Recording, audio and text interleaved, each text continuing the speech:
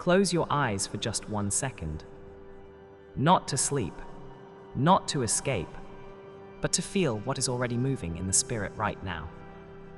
Because before you clicked on this video, before your finger even touched that screen, something was already happening on the other side of your silence. A conversation was taking place, and it was about you, not about your past, not about your failures, not about the versions of yourself you have been trying to leave behind, but about the person you are becoming, about the love that is drawing closer to you, about the future that heaven has already sealed in your name. Welcome. You are watching Angel Message from Heaven, and I am here today with a word so specific, so personal, so divinely timed, that the moment you hear it fully, something in your chest is going to shift. Something you have been carrying is going to loosen. Something you stopped believing in is going to breathe again. So stay with me. Every single word in this message was placed here for you. Not for the person sitting next to you. Not for someone you will forward this to later. For you, right now, at this moment, there is a person in this world who has not yet looked you in the eye and said, "You are the one." But they have thought about it. They have sat in the quiet corners of their own life and wondered about you. They have looked at empty chairs and imagined you sitting there. They have listened to songs and heard your name in the melody, even though they do not yet know your name. This is not fantasy. This is not something I am saying to make you feel better in a lonely moment. This is the spiritual reality of what God has woven into the fabric of your timeline. Your soulmate is real. Their love for you is already real, even if it has not yet been spoken into the open air between you. And what I am about to tell you today is something that happened recently, in the spirit, in the unseen dimension where truth lives before it arrives in the physical world. Your soulmate's family gathered. They sat together. They talked. And your name, your energy, your spirit came up in that room. Now I want you to understand something very clearly before I go further. When I say family, I am not only speaking of brothers and sisters sitting around a dinner table. I am speaking of the inner circle of your person's life. The people they trust. The people whose voices they carry with them even when those people are not present. The people whose opinions quietly shape what they believe is possible for themselves. And in that gathering, something was said about you. Something unbelievable. The word I keep hearing in the spirit is this: they are worthy. They are worthy of real love. They are worthy of patience. They are worthy of being chosen completely. And this was said not once, but over and over again, as if God Himself was pressing the truth deeper and deeper into the room, making sure it landed in every heart that needed to hear it. But let me go further, because there was more said. There was a moment in that gathering where someone spoke about your strength. Not your resume, not your appearance, not what you can offer on the surface, but the kind of strength that only comes from someone who has been through something real. The kind of strength that does not announce itself. The kind that shows up quietly in the way you still choose love after loss. In this way you still show up for others when you yourself are running on empty. In the way you have not become bitter, even though you had every reason to. Someone in that room said, "This person is different," and your soulmate heard it. And something in them said yes. Quietly, privately, but deeply, they said yes. I want to stop here for a moment and speak directly to someone watching this right now. You have been doubting whether you are enough. Not just in love, but in life. You have been comparing yourself to people who seem to have everything already figured out. And in those comparison moments, a whisper comes in and says, Maybe they will find someone better. Maybe you waited too long. Maybe your story is not the kind that gets a beautiful ending. I need you to hear heaven's answer to that whisper right now. The Bible says in Isaiah 54:17, "No weapon formed against you shall prosper." And I want you to know that includes the weapon of self-doubt, includes the weapon of comparison, includes the weapon of past rejection being used to predict your future. None of those weapons will prosper. It's not one, because what God has established for your love life is not subject to the verdict of your past. Now let me tell you what else came out of that gathering. There was a question asked in that room. A gentle question, almost cautious. Someone looked at your person and said, "Are you ready?" And the room went quiet. Not because the answer was no, but because the weight of a real yes takes a moment to form. And your person, your soulmate, the one who has been holding your image in their heart without yet knowing your face, took a breath, and they said, "I think I am finally ready." Now, I want you to sit with what those words mean spiritually. Readiness in love is not about having a perfect life. It is not about having all your wounds healed or all your questions answered. Readiness in love is a decision. It is the moment a person chooses to stop running from the thing their heart has always wanted. And your soulmate made that decision. They are not running anymore. They are walking towards something. And that something is the direction where you are standing. If this message is landing in your spirit right now, if something inside you is saying, "Yes, this is for me," I want to invite you to support this channel so we can keep bringing heaven's messages to people who need them. Scan the QR code that is displayed on your screen right now, or click the link that is pinned in the comment box below. Every time you support this ministry, you are helping someone who is sitting in a dark and lonely place receive a word that could change the entire direction of their life. Please scan that QR code now, or find the link pinned in the comments and click it.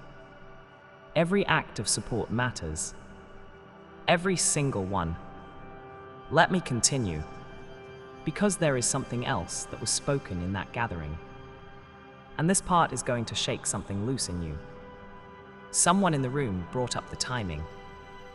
They said, "Why hasn't it happened yet?" And the answer that came was not a disappointment. It was a protection. The timing was not delayed because you were not ready. The timing was not delayed because God forgot. The timing was not delayed because your love story is less important than someone else's. The timing has been what it has been because God was doing something in your person. That could not be rushed. He was removing something from them. An old wound that would have caused them to hurt you the way they were once hurt. A pattern of thinking that would have kept them from seeing your full worth. A fear so deep it had roots in places they had never even spoken out loud. And God, in His patience, in His precision, in His refusal to let your love story begin on broken ground, was doing the slow and sacred work of making them ready for you. Not just emotionally, not just mentally, but spiritually ready. Because what God is bringing you is not a situation. It is a covenant, and covenants require preparation on both sides. I want to speak now to those of you who have given up. You are still watching this, but somewhere in the back of your mind you are thinking, "This is a nice message, but it probably is not for me." I want to call that thought out by name. That thought is a liar. It is dressed up in the language of realism, but it is carrying the spirit of hopelessness. And hopelessness has no authority over a life that is held in the hands of God. Let me tell you what heaven sees when it looks at you right now. It sees someone who keeps going. Someone who went through the betrayals and did not let it harden you permanently. Someone who cried privately and got up publicly and kept choosing life. Heaven sees someone who is still here, still open, still watching a message like this one, which means some part of you, the deepest and most honest part. I still believe that love is coming. That part of you is right. Hold on to it. Now there is one more thing I must tell you about what came out of that gathering. And I want you to receive this carefully, because it is not just about your soulmate. It is about who you will become once the two of you come together. Someone in that room said, they are going to change each other. And they meant it in the most sacred sense of those words. Not the kind of change that strips a person of who they are, but the kind that calls out the version of a person that was always there, waiting to be seen by the right eyes. Your person is going to look at you, and something you forgot about yourself is going to come back. A gift you buried, a dream you dismissed, a version of your laughter that only shows up when you feel completely safe. And you are going to do the same for them. You are going to look at your soulmate, and something in them that was sleeping is going to wake up. This is not just a love story. This is a divine assignment. Two souls who sharpen each other. Two lives that become larger because they are together. Two people who help each other complete what God sent them here to do. That is what is coming. That is what heaven has prepared. But I want to give you something practical to carry with you as you wait for it to arrive. 3 things.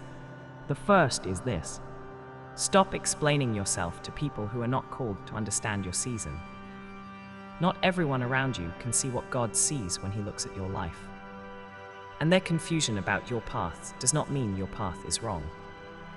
Some people were placed in your life for a chapter, not the whole book. Release them with grace. And keep walking. The second thing. Watch what you are feeding your heart during this period of waiting. Every conversation you have with yourself in private is either building the person your soulmate is coming home to, or slowly eroding them. Speak to yourself the way heaven speaks about you. With certainty, with honor, with the knowledge that you are not a backup plan. You are a first choice. You are somebody's answered prayer. The third thing. Pay attention to the small shifts that are already beginning. Because the arrival of your person does not begin with a dramatic encounter. It begins with a series of quiet nudges. A door that opens differently. A conversation that goes deeper than expected. A name that keeps coming back into your awareness.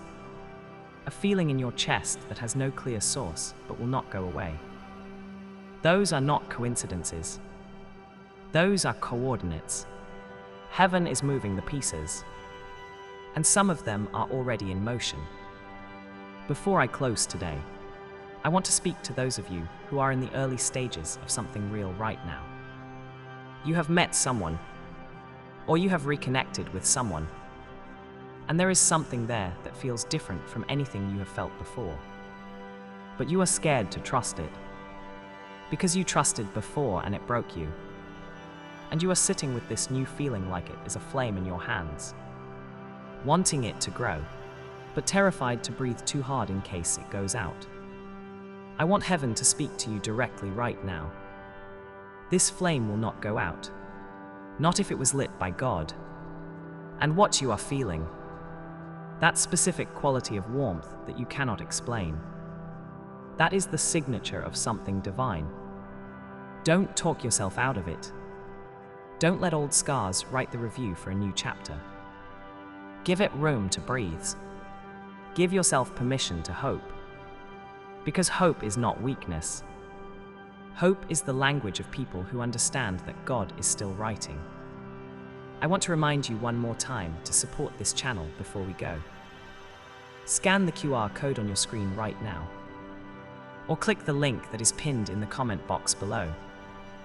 Your support keeps this message going to the person who will hear it tonight at 2 a.m. when they cannot sleep.